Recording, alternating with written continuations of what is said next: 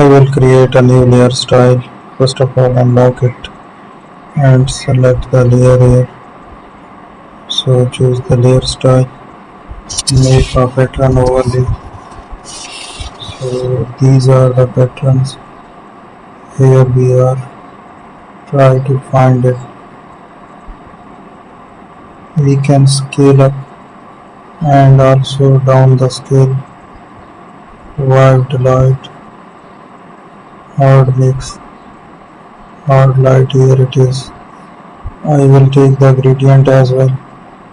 So let's use the angle there. Change the opacity.